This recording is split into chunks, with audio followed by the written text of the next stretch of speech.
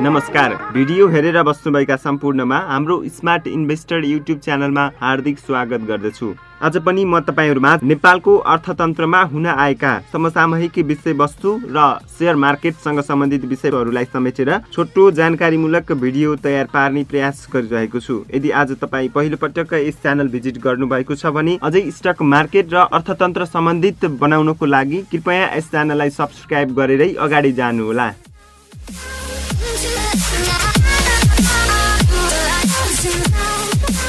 Nepal stock exchange नेप्सेले 12 दिनमा करिब 70,000 online प्रयोगकर्ता बढेको विवरण सार्वजनिक गरेको छ। नेप्सेले शुक्रबार सार्वजनिक गरेको तथ्याङ्क अनुसार पछिल्लो 12 दिनमा अनलाइन कारोबारका लागि युजर र पासपोर्ट लिनेको संख्या करिब 69,092 ले बढेको छ। फागुन 9 गतेसम्म 3,76,261 अनलाइन प्रयोगकर्ता रहेकोमा फागुन 20 गते 4,45,535 पुगेको छ। यस अवधिमा मात्रै अनलाइन कारोबारको लागि युजर पासपोर्ट लिनेको संख्या 18.36% ले बढेको हो। यस अवधिमा सगरमाथा सिक्युरिटीजको अनलाइन प्रयोगकर्ता सबैभन्दा धेरै 31.37% ले बढेको छ। यसअघि 593 रहेको अनलाइन प्रयोगकर्ता बढेर 779 पुगेको छन्। अनलाइन कारोबारको लागि सबैभन्दा धेरै युजर र पासपोर्ट वितरण गर्ने भनी नासा सिक्युरिटीज रहेको छ। फागुन 9 गतेसम्ममा नासाले 36,337 जनालाई अनलाइन कारोबारको लागि युजर र आइडी उपलब्ध गराएको छ।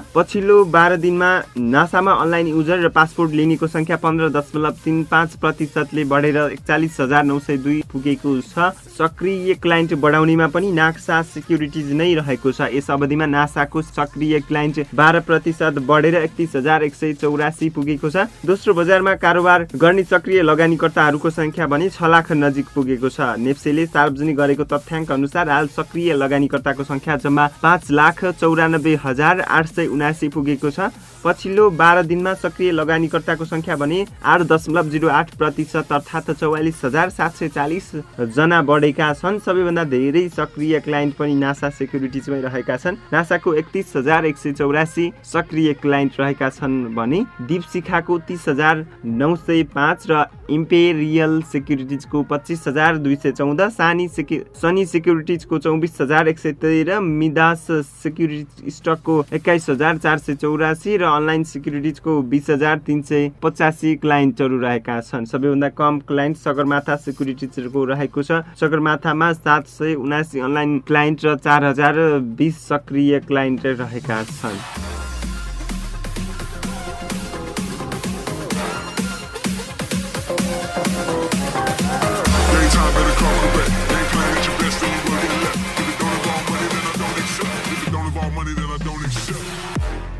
ज्योति लाइफ इन्सुरेन्सले सर्वसाधारणको लागि आज शुक्रबार फागुन 21 गतेदेखि प्राथमिक शेयर आइपिओ निष्कासनमा ल्याएको छ। कम्पनीले कुल जारी पुँजीको 30% अर्थात् 66 करोड रुपियाँ बराबरको 66 लाख किता शेयर निष्कासनमा ल्याएको हो। त्यसमध्ये 5% अर्थात् 3,30,000 किता कर्मचारीलाई र अर्को 5% अर्थात् 3,30,000 किता सामूहिक लगानी कोषलाई सुरक्षित गरी बाँकी रहेको 59,40,000 किता शेयर सर्वसाधारणका लागि निष्कासनमा ल्याएको हो। कम्पनीको आइपिओमा छिटोमा फागुन 26 गते आवेदन दिन सकिने छ। त्यस अवधिमा पर्याप्त आवेदन नपरेमा चैते 6 गतेसम्म आवेदन दिन सक्ने छ। कम्पनीले आइपिओमा प्रति शेयर 100 रुपियाँका दरले न्यूनतम 10 कितादेखि 66,000 कितासम्मको लागि आवेदन दिन सकिनेछ। नेपाल धितोपत्र बोर्डबाट अनुमति प्राप्त आसपास सदस्य बैंक तथा वित्तीय संस्थाहरू र मेरो शेयरको वेबसाइट तथा एप मार्फत पनि आइपिओमा आवेदन दिन सकिने व्यवस्था छ। कम्पनीलाई क्रेडिट रेटिङ नेपालले केयर एनपीआईआर बीबी प्लस रेटिङ प्रदान गरेको छ। यसले समयमा नै कम्पनीको दायित्व पूरा गर्न सक्ने सन्दर्भमा मध्यम स्तरको सुरक्षित रहेको जनाउँदछ। हाल कम्पनीको अधिकृत पुँजी 3 अर्ब रहेको छ भने जारी पुँजी 2 अर्ब 20 करोड र चुक्ता पुँजी 1 अर्ब 54 करोड रहेको छ। सर्वसाधारणलाई आइपिओ निष्कासनपछि यसको चुक्ता पुँजी 2 अर्ब 20 करोड पुग्नेछ। कम्पनीको आइपिओ निष्कासन तथा बिक्री प्रबन्धकमा एनएमबी क्यापिटल रहेको छ भने धितोपत्र प्रत्याभूति गर्ने संस्थामा लक्ष्मी क्यापिटल रहेको छ। पछिल्लो समय आइपिओमा 15 लाख भन्दा बढी आवेदनकर्ताले आवेदन दिन थालिसकेका छन्। यस कम्पनीमा 66 करोड रुपैयाँको 66 लाख किता शेयर मात्र बिक्री गर्न ल्याएको छ। धितोपत्र निष्कासन तथा बाँडफाँड निर्देशिका अनुसार हरेक आवेदकलाई 10 किताको दरले शेयर बाँडफाँड गर्दै जानुपर्ने हुन्छ। यस अनुसार गोलापर्थाबाट 6,60,000 जनाले न्यूनतम 10 किता शेयर पाउने छन्। बाँकी आवेदकको हात खाली हुनेछ। यस कारणले गर्दा कम्पनीको शेयरमा तपाईहरु जतिवटा डिम्याट भए तापनि 10 किता सेयर मात्रै आवेदन दिनु तपाईको लागि बुद्धिमानी हुनेछ।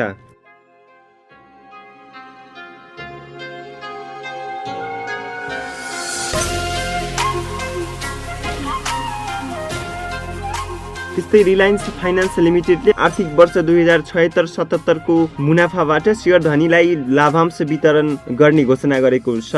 फाइनान्सले हाल कायम चुक्ता पुँजीको 10% बोनस र सोको कर प्रयोजनको लागि 0.53% नगद लाभांश गरी कुल 10.53% लाभांश वितरण गर्ने घोषणा गरेको हो। कम्पनीको फागुन 20 गते सम्पन्न सञ्चालक समितिको बैठकले सो दरमा लाभांश वितरण गर्ने निर्णय गरेको हो। नेपाल राष्ट्र बैंकको स्वीकृति पश्चात आगामी वार्षिक साधारण सभाले पारित गरेपछि सो लाभांश शेयर धनीलाई वितरण गरिनेछ। हाल फाइनान्सको चुक्ता पुँजी 83 करोड 24,16,063 रुपियाँ रहेको छ।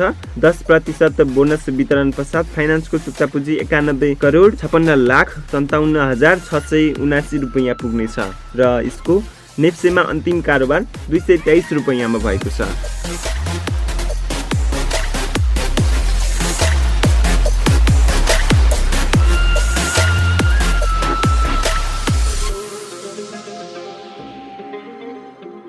बुक बिल्डिङबाट प्राथमिक सेयर बिक्री गर्न लागेको सर्वोत्तम सिमेन्टले प्रतिकिता अनुमानित मूल्य 750 रुपियाँ राखेको बताएको छ। तर उसले अनुमान गरेको मूल्य भने QII क्वालिफाइड इन्स्टिट्युसनल इन्भेस्टरबाट अनुमोदन हुन भने बाँकी रहेको कम्पनीले जनाएको छ। हामीले हाम्रो सेयरको अनुमानित प्रतिकिता मूल्य कम्तीमा 750 रुपियाँ राखेर QII सामु प्रस्ताव गर्दैछौँ, सर्वोत्तम सिमेन्टका प्रमुख कार्यकारी अधिकृतको भनाइरहेको छ। बुक बिल्डिङमा जानु पूर्व कम्पनीले बुक बिल्डिङ निर्देशिका 2077 को दफा 6 अनुसार नियमावली अनुसूची 5 बमोजिम वितरण पत्र र उक्त वितरण पत्रमा आफ्नो अनुमानित मूल्य र मूल्याङ्कनको आधार र औचित्य खुलाई QII सामु दाबी गर्नुपर्छ। तर कम्पनीले दाबी गरेको मूल्यकै आधारमा उनीहरूले लिने वा त्यो भन्दा कम मूल्यमा बोली लगाउने भन्ने यकिन भनी QII ले गर्छ। उक्त प्रक्रियाको लागि कम्पनीले काम सुरु गरिसकेको छ। QII प्रक्रिया सकिएपछि निर्धारण भएको मूल्यको आधारमा कम्पनीले निष्कासन अनुमतिको लागि नेपाल धितोपत्र बोर्डमा निवेदन दिने दाहालले बताएका छन्। बोर्डले दिएको स्वीकृतिको आधारमा QII ले 40% र NII नन इन्स्टिट्युसनल इन्भेस्टरले 60% पाउनेछन्। QII को लागि तय भएको मूल्यमा 10% कम गरी NII ले सेयर पाउनेछन्।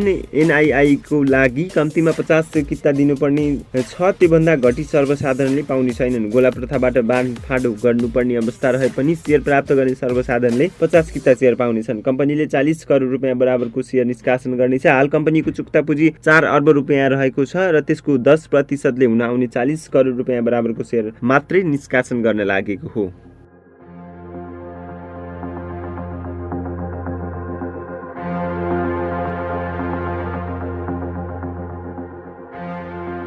सिंगटी हाइड्रो इनर्जी लिमिटेडले चैत 6 गतेदेखि सर्वसाधारणमा प्राथमिक सेयर अर्थात् IPO निष्कासन गर्ने भएको छ। कम्पनीले प्रति सेयर 100 अङ्कित मूल्यका 29 लाख किता सेयर निष्कासन गर्न लागेको हो। निष्कासन गरेको कुल सेयर मध्ये 5% 1,54,000 किता सामूहिक लगानी कोषलाई बाँडफाँड गरिएको छ भने 2% अर्थात् 58,000 किता सेयर मात्रै कर्मचारीको लागि बाँडफाँड गरिएको छ र बाँकी हुन आउने 26,97,000 किताका लागि सर्वसाधारणले आवेदन दिन सक्नेछन्। सो सेयर खरिदका लागि चैत 10 गतेसम्म आवेदन दिनुपर्ने छ। सो अवधिमा सम्पूर्ण आवेदन नपरेमा चैत 20 गतेसम्म म्याद थप गरिनेछ। सो IPO मा लगानीकर्ताहरूले न्यूनतम 10 कितादेखि अधिकतम 2 लाख कितासम्म आवेदन दिन सक्नेछन्। IPO निष्कासनका लागि गराएको रेटिङमा कम्पनीलाई केयर रेटिङ नेपालले केयर NPBB-IS रेटिङ प्रदान गरेको छ। यसले वित्तीय दायित्व पूरा गर्ने मध्यम जोखिम रहेको जनाउँदछ। कम्पनीको धितोपत्र निष्कासन तथा बिक्री प्रबन्धक मेगा क्यापिटल मार्केट्स लिमिटेड रहेको छ। कम्पनीको IPO मा नेपाल धितोपत्र बोर्डबाट स्वीकृति प्राप्त गरेका सम्पूर्ण सिआस्त सदस्य बैंक तथा वित्तीय संस्था र तिनले तोकिएका शाखा कार्यालयबाट आवेदन दिन सकिनेछ। यसका साथै मेरो सेयर वेबसाइट तथा एप मार्फत पनि आवेदन दिन सकिनेछ। हाल कम्पनीको चुक्ता पुँजी 1 अर्ब 1 करोड 50 लाख रुपियाँ रहेको छ र स्थानीय बासिन्दा र सर्वसाधारणलाई IPO बिक्री गरे पश्चात कम्पनीको चुक्ता पुँजी 1 अर्ब 45 करोड रुपियाँ पुग्नेछ।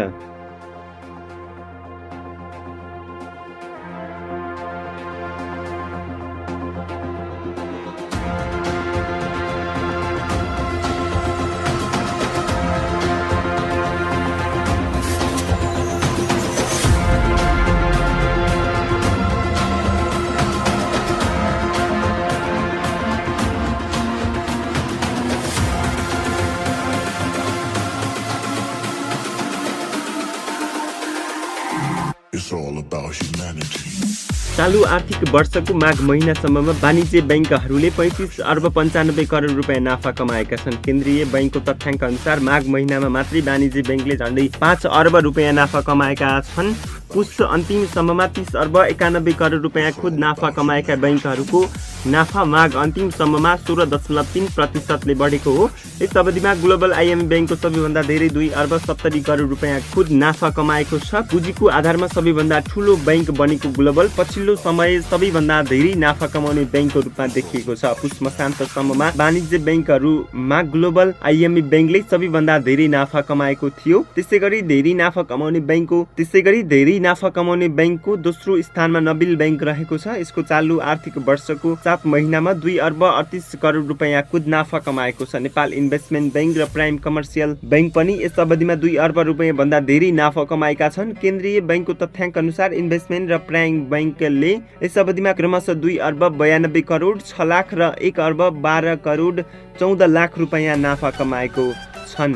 सिभिल बैंक भने धेरै सबैभन्दा कम नाफा कमाएको छ। यस अवधिमा सिभिल बैंकको 28 करोड 29 लाख रुपियाँ खुद नाफा कमाएको छ। पुस मसान्तसम्ममा 1 अर्ब रुपियाँ भन्दा कम नाफा कमाउने बैंकहरूमा citizen bank, Laxmi bank, Machhapuchchhre bank, Nepal Bangladesh bank, bank of Kathmandu, standard charter bank, Himalayan bank, NCC bank, Nepal SBI bank, century bank र सिभिल बैंक रहेका छन्। सरकारी स्वामित्वमा रहेको राष्ट्रिय वाणिज्य बैंक यस अवधिमा 1 अर्ब 97 करोड रुपियाँ नाफा कमाएको छ भने क्रमशः 1 अर्ब 52 करोड र 1 अर्ब 58 करोड रुपियाँ नाफा कमाएका छन्।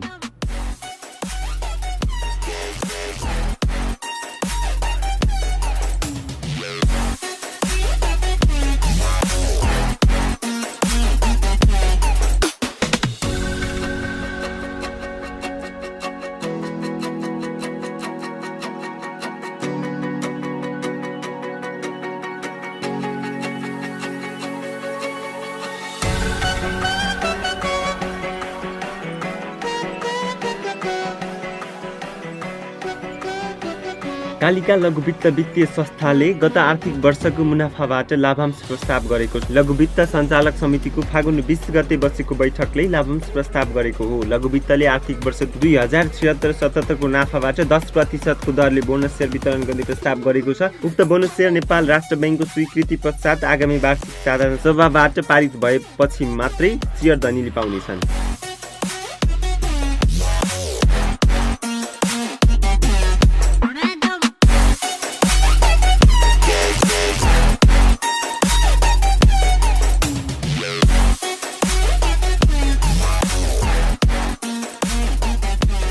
सृजना फाइनान्सले गत आर्थिक वर्षको मुनाफाबाट वितरण गर्ने घोषणा गरेको लाभांश प्रस्ताव पारित गर्ने साधारण सभा डाकेको छ। फाइनान्सले चैत 14 गते उद्योग संगठनको सभाकक्ष विराटनगरमा 20औं वार्षिक साधारण सभा डाकेको छ। जो सभा 11 बजे सुरु हुनेछ। सभाले चुक्ता पुँजीको 13.59% बोनस सेयर र सोको कर परियोजनार्थ 57,59,751 रुपियाँ नगद लाभांश वितरण गर्ने प्रस्ताव पारित गर्नेछ। यसका साथै प्रबन्धक तथा नियमावली संशोधन गर्दै सञ्चालक समितिलाई अख्तियारी दिने, शेयर संरचना परिवर्तन गरी संस्थापक समूहको 52% र सर्वसाधारणको 48% कायम गर्ने लगायतका प्रस्ताव पनि पारित गर्नेछ। साधारण सभा प्रयोजनार्थ फाइनान्सले चैत 1 गतेदेखि सभा नभएसम्मका लागि बुक क्लोज गर्ने भएको छ। यस अनुसार फागुन 26 गतेसम्म नेप्सीमा कारोबार भई कायम शेयर धनीहरूले सो सभामा सहभागिता जनाउनुका साथै फाइनान्सले वितरण गर्ने लाभांश प्राप्त गर्न सक्नेछन्।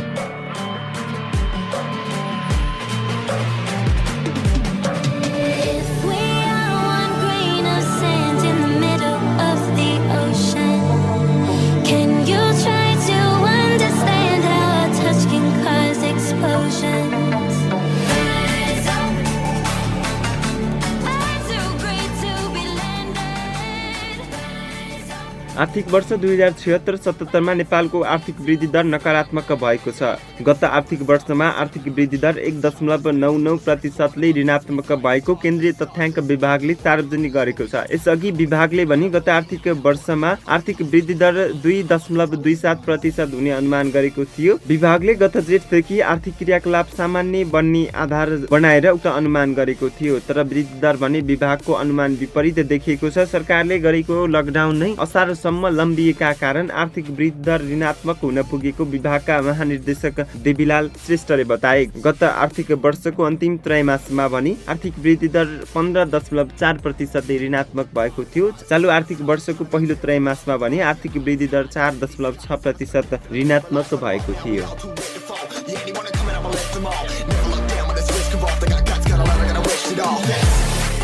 Got no feelings, we just floating. Yeah, I'm that grain of sand that made it out the ocean. A couple million now, I'm causing a commotion. I've been coasting, hear my name around the world. डिप्रोस लघु वित्त वित्तीय संस्थाले प्रस्ताव गरेको 20% लाभांश नेपाल राष्ट्र बैंकले स्वीकृति प्रदान गरेको छ। अब कम्पनीले वार्षिक साधारण सभाले अनुमोदन गरेपछि शेयरधनीले लाभांश हात पार्नेछन्। तर कम्पनीले हालसम्म एजीएम बस्ने मितिबारे जानकारी भने गराएको छैन। डिप्रोसले गत वर्षको नाफाबाट 15% बोनस शेयर र 5% नगद लाभांश दिने घोषणा गरेको छ। डिप्रोसले हाल कायम 1,53,574 रुपैयाँ चुक्ता पुँजीमा बोनस शेयर तथा नगद लाभांश प्रस्ताव गरेको हो। प्रस्तावित बोनस वितरणपछि यस लघु वित्तको चुक्ता पुँजी 1,15,62,48,610 रुपैयाँ पुग्नेछ। गत वर्ष भने डिप्रोसले 30% बोनस शेयर र 15% नगद लाभांश वितरण गरेको थियो।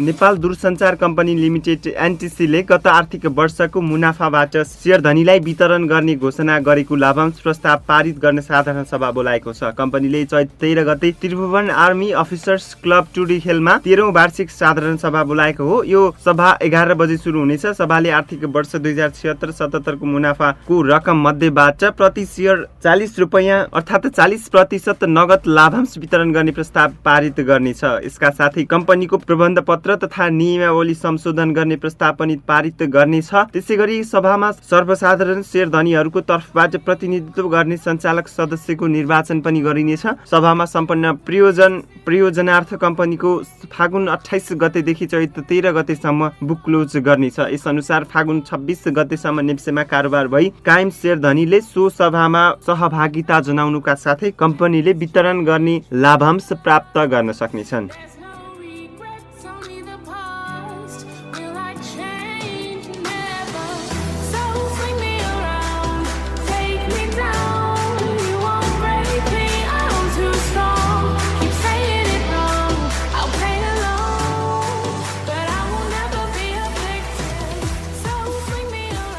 सिडिएससीले सञ्चालनमा ल्याएको मेरो शेयर वेबसाइटमा समस्या आएको छ। साइटमा समस्या आएपछि मर्मतको कार्य भइरहेको सिडिएसले जनाएको छ। अहिले वेबसाइट खोल्दा we will be back soon भन्ने सन्देश देखिन्छ। आइपिओ खोल्दा वा बाटफाट हुँदा मेरो शेयरमा समस्या देखिँदै आएको छ। साइटमा समस्या आउँदा लगानीकर्ताले ज्योति लाइफको आइपिओ भर्न पाएका छैनन् भने बिहिबार शेयर बिक्री गरेका लगानीकर्ताले शेयर ट्रान्सफर गर्न पाएका छैनन्।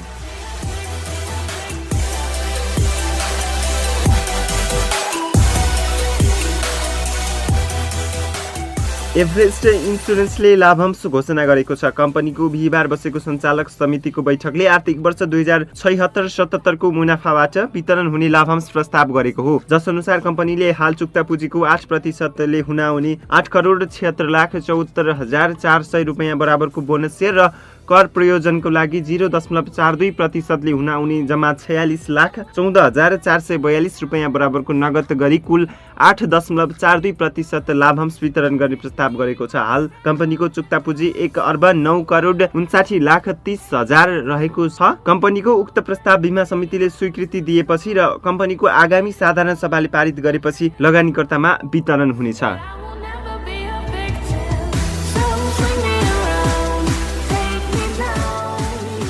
हवस् त आजको लागि हाम्रो भिडियो यति नै। आजको भिडियो कस्तो लाग्यो, जस्तो लाग्यो त्यस्तै सल्लाह अनि प्रतिक्रिया दिनुहोला। यदि हाम्रो भिडियो राम्रो लाग्छ भने लाइक, शेयर एन्ड कमेन्ट गरिदिनु होला। यस्तै जानकारीमूलक भिडियोहरू पाउनको लागि यस च्यानललाई सब्स्क्राइब गरेर हामीलाई साथ दिनुहोला र हामी तपाईको लागि एकदमै स्टक मार्केट सम्बन्धी नयाँ इन्फर्मेसन लिएर तपाईहरुको युट्युबमा आउनेछौँ। हवस् त, धन्यवाद, नमस्कार।